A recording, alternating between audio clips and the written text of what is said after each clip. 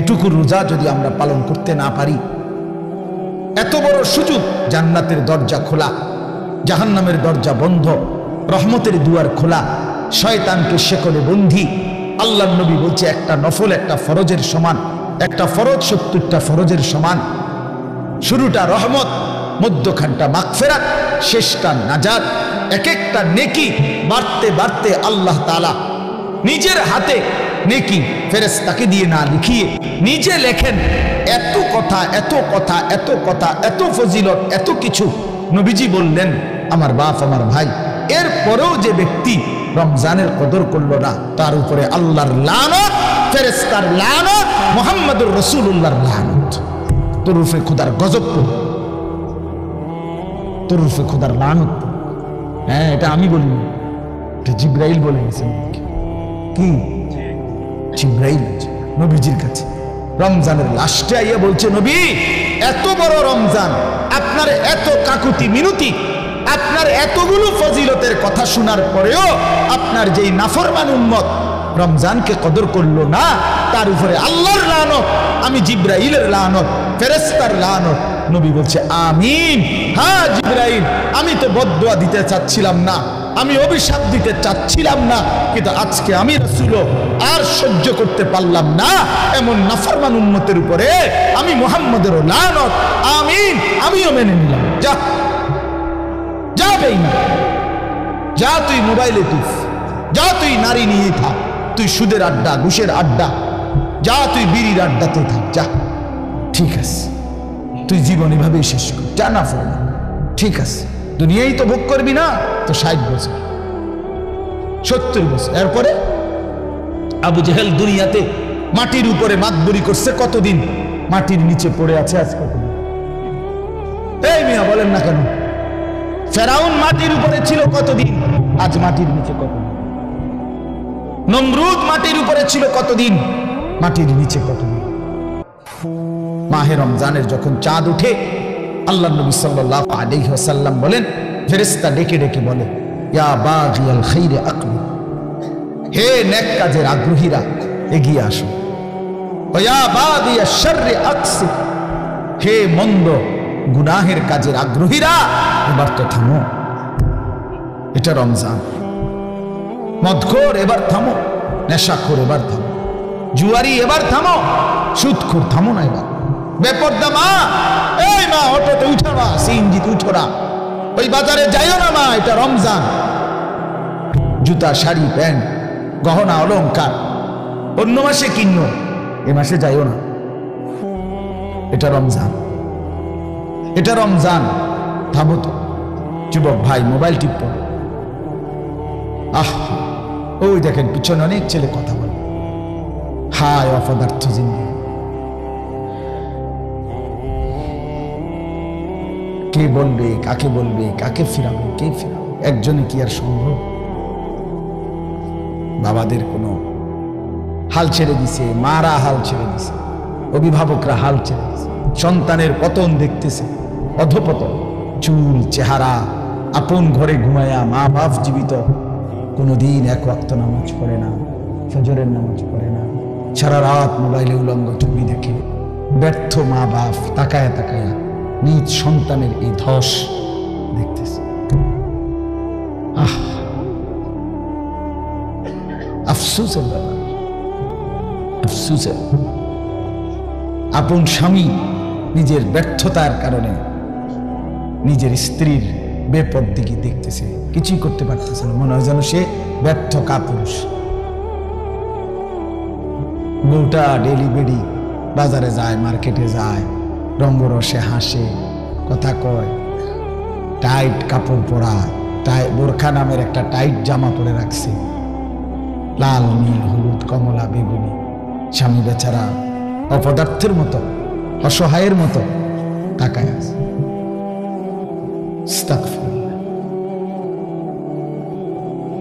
এই পর্যন্ত কোন ইমানদারের বউ বেপর্দার সুযোগ দেয় নাই, এই কারণে কোন ইমানদারের বউ যায় নাই, কাপুরুষের বউ যায়। এই পর্যন্ত যত বেড়ি বাগছে আরেক বেড়া লইয়া, আগের থেকেই অপদার্থ যাবে না, এবার বউ ভেঙে গেছে। কথা বুঝছেন?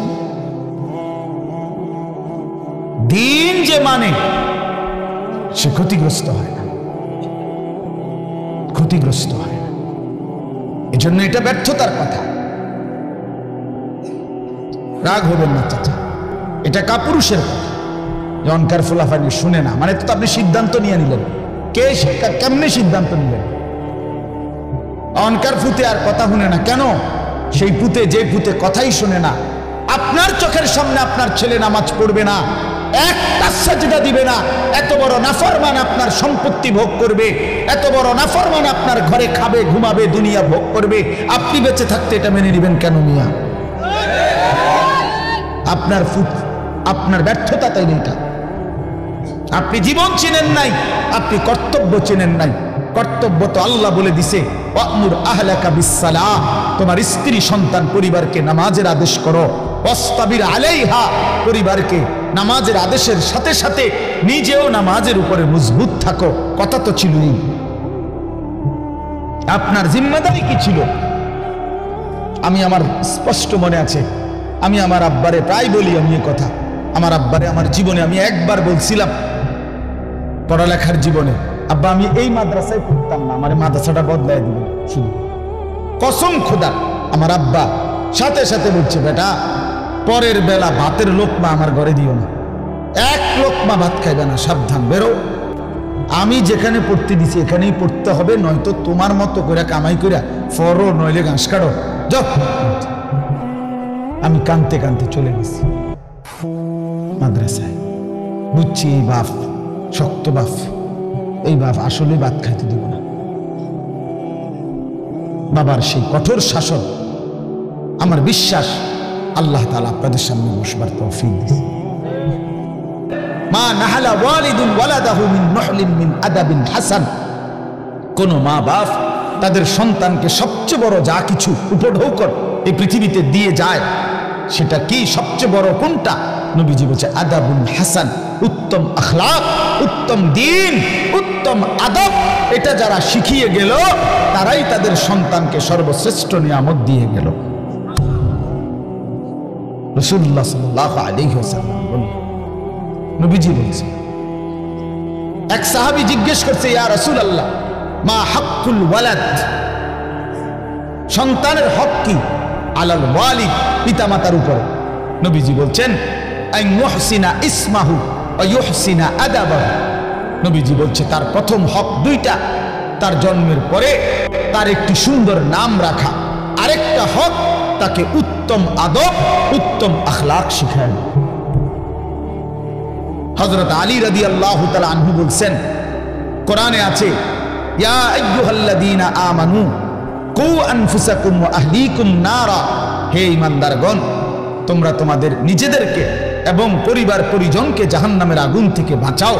এটা আপনারা শুনছেন না কথা? এটা তো হযরত আলী এই আয়াতের তাফসিরে বলছে পরিবারকে জাহান্নামের আগুন থেকে বাঁচাও কিভাবে? তো হযরত আলী বলছে আল্লিমুহুম ওয়া আদ্দিবুহুম, তোমরা তোমাদের পরিবারের সদস্যদেরকে কোরআন সুন্নাহর ইলম শিখাও এবং কোরআন সুন্নাহর আদব আখলাক শিখাও, তাইলেই জাহান্নামের আগুন থেকে বাঁচাও। যেই মা বাপ, সাফ কথা, আপনারা যারা আপনাদের ছেলে মেয়েকে ছোট্টবেলায় আল্লাহর কোরআন রাসূলের সুন্নাহ থেকে বঞ্চিত করেছেন, কসম খোদার মনে রাখেন হাসরের ময়দানে চূড়ান্ত ভাবে লাঞ্ছিত হবেন, বেইজ্জতি হবেন, কোটি কোটি হাসরের মানুষের সামনে অপদস্থ হবেন। কার হাতে? কার হাতে লাঞ্ছিত হবেন? আপনার ছেলেটার হাতে, আপনার মেয়েটার হাতে, অন্য কারো বেড়াইতে রাতে না, আমনের ফুতের হাতে। আমনের ফুত, আমনের জি, যাকে আপনি দিন শিখান নাই, নামাজ শিখান নাই, বঞ্চিত করেছেন কোরআন সুন্নাহ থেকে, সে সেদিন আল্লাহর কাছে বলবে, আল্লাহ আজ আমি মা বাপকে বেইজ্জতি করি, ওরা আমারে বরবাদ করে দিছে, আজ আমি জাহান্নামী হলাম ওদের খামখেয়ালির কারণে। 7 বছর বয়সে আল্লাহ আমি কিছুই বুঝতাম না, 6 বছর বয়সে আমি অবুঝ ছিলাম। সেদিন যদি তারা মজবুত সিদ্ধান্ত নিত আমাকে দিন শেখাবে, তাহলে আমার এই ভুল হতো না।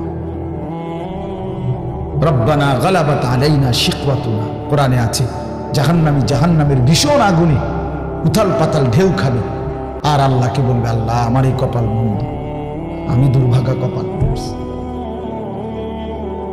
আল্লাহ আমার কপালটা মন্দ, আমি করলামটা কি?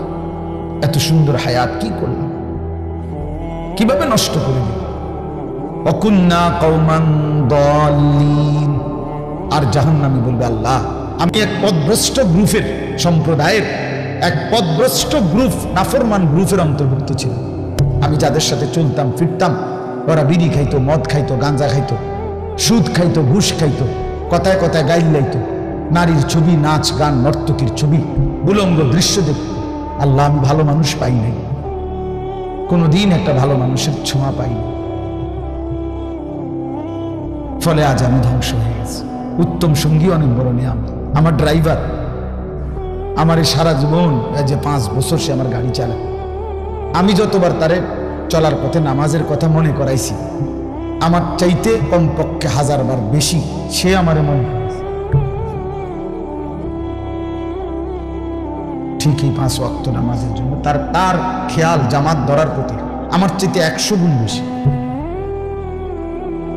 100 গুণ বেশি। আলহামদুলিল্লাহ, আল্লাহর দয়া, আল্লাহর দয়া। আমি তো মনে করি আল্লাহ পাকের মেহেরবানি, এই বছর, এই যে আগামী শুক্রবার আমার উমরার ফ্লাইট, সেও যাবে আমার সাথে। বলছে আমি কেমনে যাবো, কেমনে যাবে চাইবেন, কেমনে যাবেন, আল্লাহ ব্যবস্থা করবেন। সে যাবে ইনশাআল্লাহ, তারও ফ্লাইট আমার সাথে, আমার শায়েখের সাথে। এই জন্য বললাম, জাহান্নামী বলবে, আল্লাহ আমি ভালো মানুষ পাই। যুবক ছেলেরা আফসোস করে এই অসৎ বন্ধুর জন্য, যে তোমারে নারীর ছবি, নাচ গান আর বিকৃত হাসি দিয়ে নষ্ট করে দিছে। তোমারে কোনো মেয়ের সাথে লাইন করায় দিছে, তোমারে কোনো জুয়ার আড্ডায় শিখায় দিছে, তোমারে কোনো মদের আড্ডায় নিয়ে গেছে। মাথা নোয়াইও না, মাথা নোয়াইলে কি লাভ? আমার থেকে বাঁচে গেলে তো লাভ নেই, আল্লাহর থেকে বাঁচবে কিভাবে সেটা ভেবে দেখে। আমি তো এমনিই চলে যাব, একটু পরে আমি চলে যাব না, আপনারা আপনাদের পথে চলে যাবেন না, তো কে কার কাছে আটকে? কিন্তু আল্লাহর কাছে।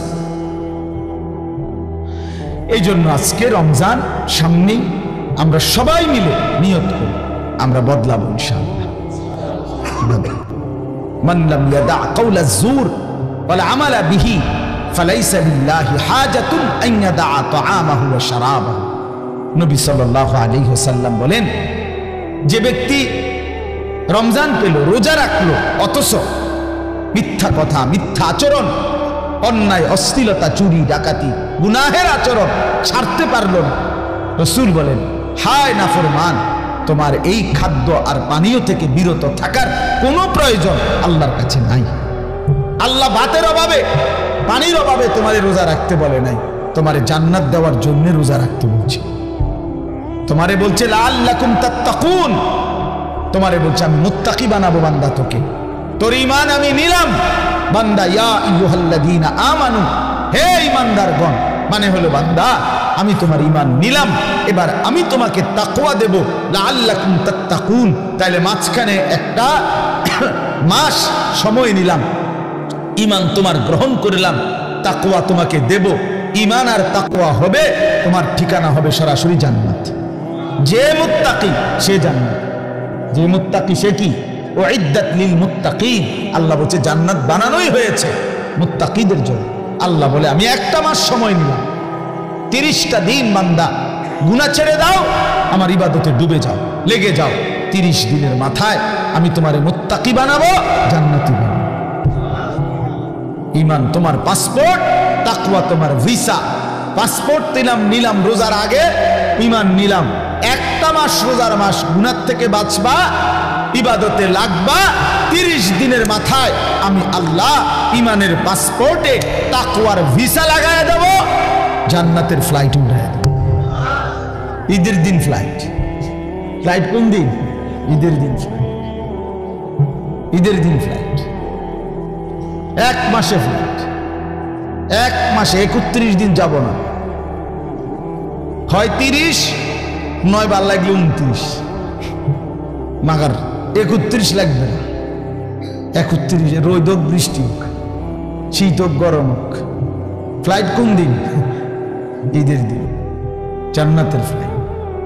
হাদিসে আছে ঈদের দিন আল্লাহর নেয়ামত প্রাপ্ত জান্নাতি বান্দা রোজাদার যখন আল্লাহর ইবাদত ঈদের নামাজ পড়ে তো ফেরেশতারা ডেকে বলে, যাও আল্লাহর বান্দা, খুশি খুশি যাও, কাদ গাফারাল্লাহু লাকুম, আল্লাহ তোমাকে পুরা মাফ করে দিয়েছে, যাও খুশি খুশি। ফারজিউ রাশিদিনা ইলা রিহালি, যার যার ঘরে খুশি খুশি দিলে সন্তুষ্ট চিত্তে ফিরে যাও, যাও রেডি হও জান্নাতের জন্য প্রস্তুতি নাও। এই জন্য ইনশাআল্লাহ রমজানকে কাজে লাগাও। ঠিক আছে ইনশাআল্লাহ? বলেন ইনশাআল্লাহ। দেখেন আল্লাহ স্পষ্ট বলছে 5টা আয়াতে কোরআনুল কারীমের সূরা বাকারা 183 নম্বর আয়াত থেকে 187, 5টি আয়াতে রোজার কথা, রমজানের কথা বিস্তারিত বলছে। বলে আল্লাহ লাস্ট বলছে কাযালিকা ইউবায়্যিনুল্লাহু আয়াতিহি লিন-নাস। আল্লাহ বলে, বন্ধু আমি এভাবেই পরিষ্কার করে আমার বান্দাদের জন্য আমার আয়াত, আমার বিধান, আমার কথা স্পষ্ট করে বলে দিলাম, লাআল্লাহুম ইয়াত্তাকুন, যেন সকলেই মুত্তাকি হতে পারে, জান্নাতি হতে পারে। এটা হলো 187 নম্বর আয়াত। কথা শেষ করছে কথা আল্লাহ বলছে।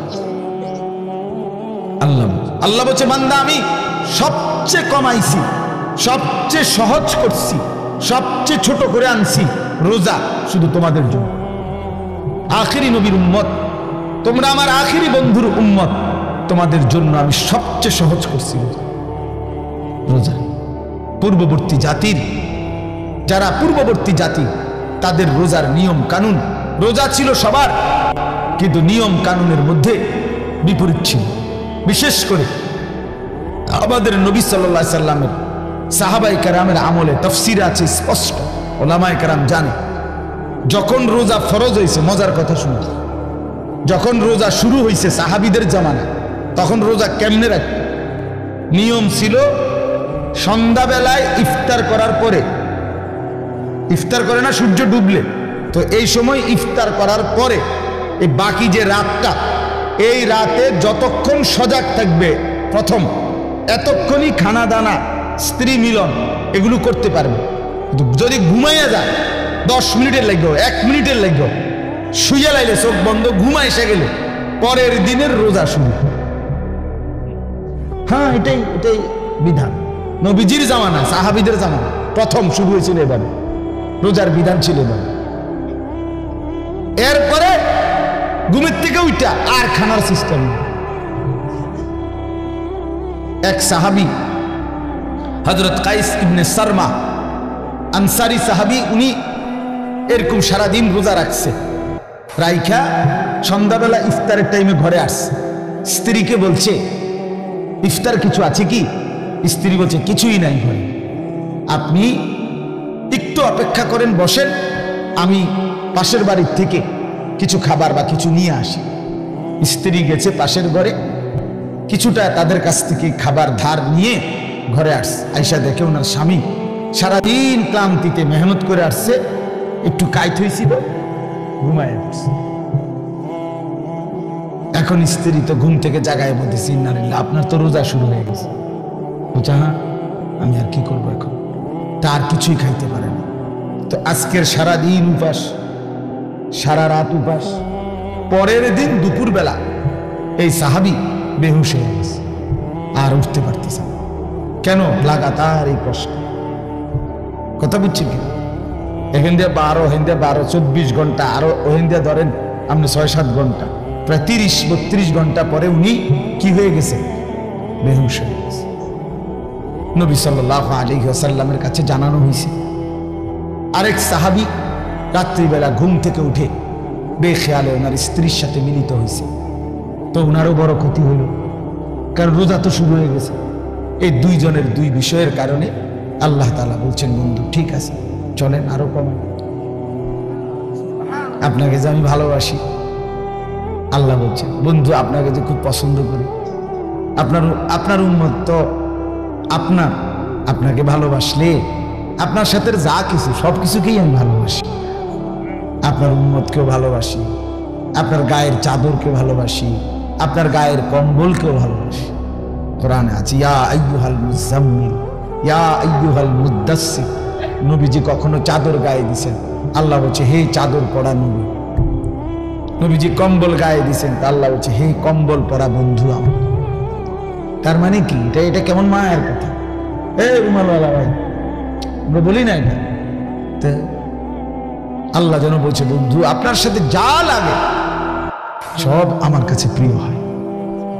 চাদরও দামি, কম্বলও দামি। আয় হায়, যদি চাদর দামি হয়, কম্বলও দামি হয় নবীর সাথে, আপনি আমি লাগলে কি পরিমাণ দামি হবে। তাহলে কেন দাড়ি কাটেন? দাড়ি কাটেন কেন? বাপ কাটেন, এটা অভদ্রতা, অসুন্দর। পৃথিবীর কোন গবেষক, দার্শনিক, পণ্ডিত, বুদ্ধিজীবী, কাফের, মুশরিক, বেঈমান, ইহুদি, খ্রিস্টান, নাস্তিক, মুরতাদ, হিন্দু, বৌদ্ধ, পৃথিবীর কেউ, কোন গবেষক, আমি চ্যালেঞ্জ করলাম, কোন বুদ্ধিজীবী, কাফেরও আজ পর্যন্ত গবেষণা করে প্রমাণ করতে পারে নাই যে দাড়িওয়ালা চেহারার চাইতে শেবওয়ালা দাড়িবিহীন চেহারা সুন্দর, হ্যান্ডসাম। এটা কি যুক্তিতে, কি গবেষণাতে, কি মেশিনে ধরা খাইছে? এটা কথা বোঝেন নাই আপনি?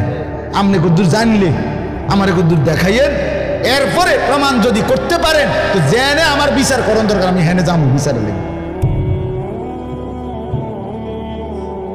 দাড়িবিহীন চেহারার চাইতে দাড়িওয়ালা চেহারা লক্ষ কোটি গুণ বেশি সুন্দর, তুলনাই হয় না বেটা। এ তো কাপুরুষের চেহারা, যে নিজের দেহকে বিকৃত করে, নিজের শরীর চেহারাকে যে বিকৃত করে দেয়, তার হিম্মত কোথায়, সাহস কোথায়, তার পৌরুষ কোথায়, বীরত্ব কোথায়? নিজের চেহারাকে যে বিকৃত করে, নিজের চেহারা নিয়ে যে নিজে লজ্জিত, তো তার ইজ্জত দিব কে? তারে সম্মান দিবে কে? আল্লাহ আমাদেরকে মাফ করে দেন।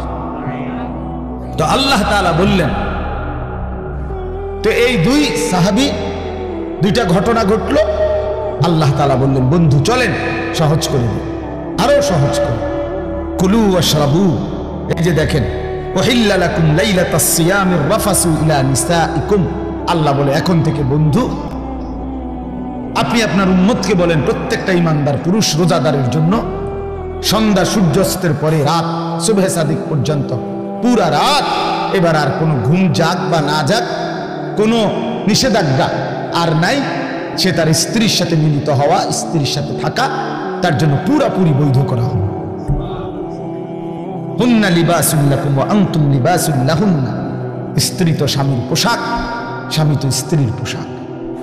একজন আরেকজনের সাথে মিলে মিশে থাকবে, এটাই তো ইনসাফ, এটাই তো আল্লাহর চাও।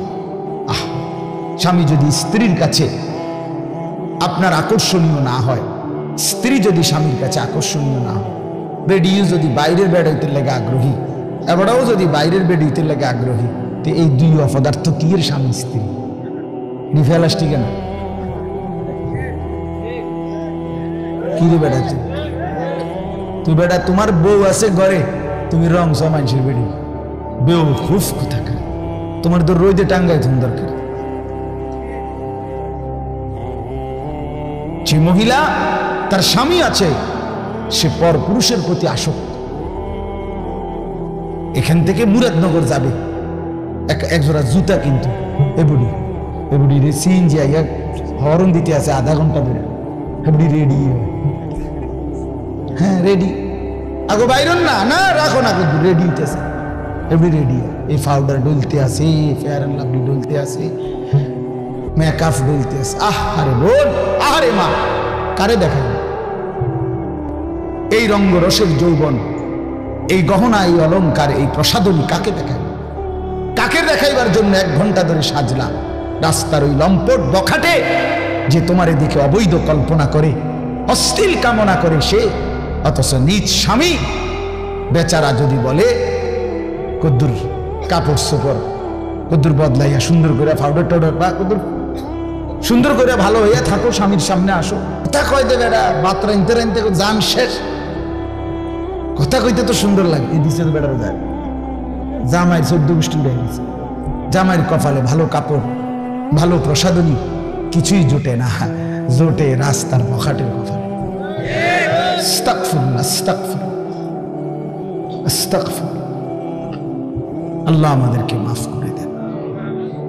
আল্লাহ বলেন এজন্য কি চমৎকার কথা, হুন্না লিবাসুল লাকুম ওয়া আনতুম লিবাসুল লাহুন। আল্লাহ বলে স্ত্রীরা এ তো স্বামীর পোশাক, স্বামী এ তো স্ত্রীর পোশাক, মিলেমিশে একাকার। সুবহানাল্লাহ। এরপরে আল্লাহ বলেন আলিমাল্লাহু আন্নাকুম কুনতুম তাখতানুনা আনফুসাকুম ফাতাবা আলাইকুম ওয়া আফা আনকুম। আমি জানি তোমাদের কেউ রাত গভীরে স্ত্রীর সাথে মেলামেশা করে ফেলেছো, ভুল হয়ে গেছে, ঠিক আছে আমি তওবা করো, আমি মাফ করে দিলাম। ফালআনা বাশিরুহুন্না ওয়াবতাগু মা কাতাবাল্লাহু লাকুম। এখন আমি তোমাদের জন্য অনুমতি দিয়ে দিলাম, এখন হালাল করে দিলাম, বৈধ করে দিলাম, তোমরা আমার সিদ্ধান্ত হুকুম তালাশ করো, অর্থাৎ এখন তোমাদের জন্য অনুমতি দেওয়া হয়। এরপরে আল্লাহ বলেন ওই আরেক সাহাবীর ঘটনা রয়েছে না, ওইটা যে কি হয়ে গেছে, তো আল্লাহ বলছে ওয়াকুলু ওয়াশরাবু, এবং সাথে সাথে খাও পান করো, হাত্তা ইয়াতাবায়্যানা লাকুমুল খাইতুল আবিয়াদু মিনাল খাইতিল আসওয়াদি মিনাল ফাজর, একেবারে সাদা সুতা কালো সুতা থেকে আলাদা করা পর্যন্ত খাও পান করো। তার মানে রাত্রির কালো রেখা থেকে যখন সুবহে সাদিকের সাদা নতুন রেখা আসে, দাগ আসে, রেখা সাদা রেখা, ওই পর্যন্ত খাইতে থাকে। সুম্মা আতিম্মুস সিয়ামা ইলাল লাইল, এবং এরপরে সন্ধ্যা পর্যন্ত, সূর্য অস্ত পর্যন্ত, ওই সুবহে সাদিক থেকে সন্ধ্যা পর্যন্ত রোজাটা পূর্ণ করো। আল্লাহ বলেন ওয়ালা তুবাশিরুহুন্না ওয়া আনতুম আকিফুনা ফিল মাসাজিদ। আর শোনো, তবে যদি রমজানের শেষ দশকে ইতিকাফ করো আল্লাহর ঘরে, তাইলে আর স্ত্রীর সাথে যে কোনো রকমের রাতে দিনে কোনো রকমের মেলামেশা আর নিষিদ্ধ করে দাও।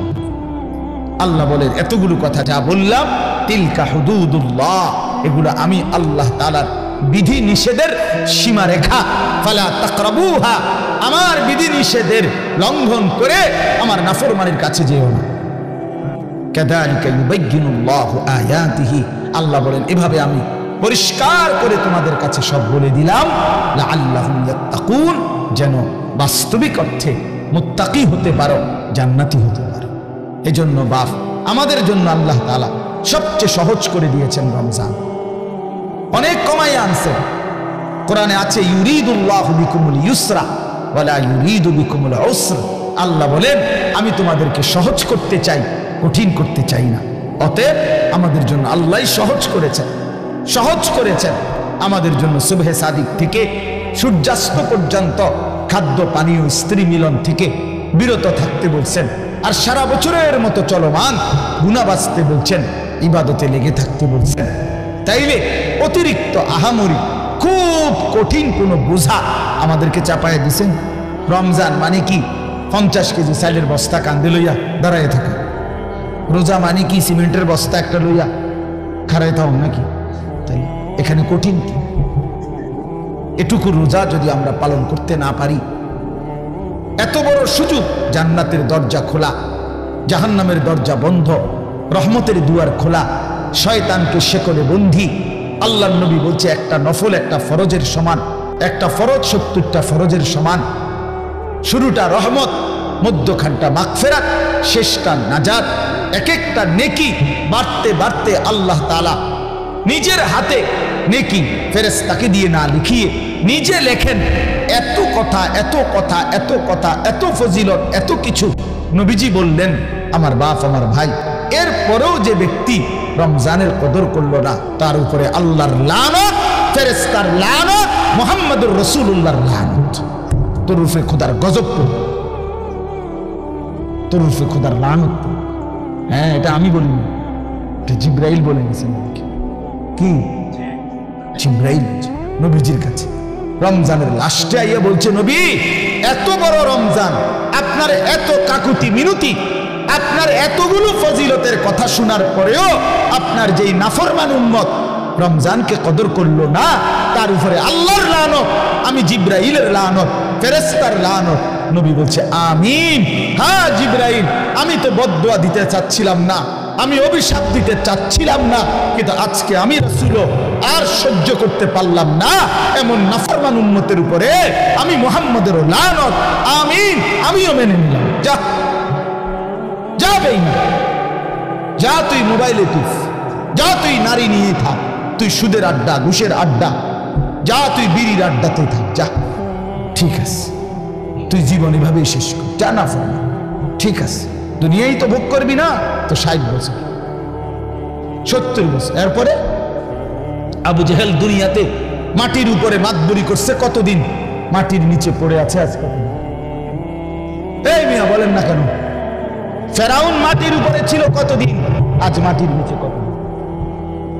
নমরুদ মাটির উপরে ছিল কতদিন, মাটির নিচে কতদিন? নূহ আলাইহিস সালামের উম্মত মাটির উপরে অহংকার করছে কতদিন, মাটির নিচে পড়ে আছে আজ কতদিন? এজন্য এটা হিসাব করে ভাবতে শিখে। ছেলেরা তোমাদেরকেও বললাম, একটা ছেলেও যদি বোঝে আলহামদুলিল্লাহ, না বুঝলেও আমাদের কোনো হতাশা নাই, কারণ ফেরিওয়ালার কোনো হতাশা নাই। ফেরিওয়ালা তার পণ্য বিক্রি হোক বা না হোক, সে ফেরি করতেই থাকে, ফেরিওয়ালা বলতেই থাকে। ফেরিওয়ালা তার পণ্যের নাম ঘোষণা দিতে বিরতি দেয় না, সে বলতেই থাকে বালতি বালতি, মানে যেটা তার মাল বেচবে ওইটা সে বলতে। সে জানে তার প্রতি ডাকে কাস্টমার আসে না, আসে, কিন্তু সে তবুও যে জানে যদি 200 বার ডাকার পরে একটা কাস্টমার আসে। এই জন্য ফেরিওয়ালা হতাশ হয়। এই জন্য আল্লাহর পথে যারা ডাকে তাদের কোনো হতাশা নেই, তারা ফেরিওয়ালা বলতেই আছে, বলতেই আছে। আল্লাহ তাআলা আপনাদেরকে তৌফিক দেন, কবুল করেন। এই মাদ্রাসা মসজিদ আল্লাহ তাআলা যেন কবুল করেন। আপনাদের কাছে বিনীত অনুরোধ, রমজানকে কাজে লাগান, বলেন ইনশাআল্লাহ। আল্লাহর ঘর তাওয়াফের জন্য, আল্লাহর ঘর জিয়ারতের নিয়ত করেন। রমজানের শেষ 10 দিন ইতিকাফের নিয়ত করেন। বেশি বেশি আল্লাহর জিকির, তাসবিহ, তেলাওয়াত, দোয়া, কান্নাকাটির মধ্যে কাটাবেন, আর বিশেষভাবে গুনাহ থেকে বাঁচবেন। যুবক ছেলেরা তোমাদেরকে আবারও বলছি, হায়াতের এই সুন্দর সময়টা, যৌবনকাল নষ্ট করো। আবারও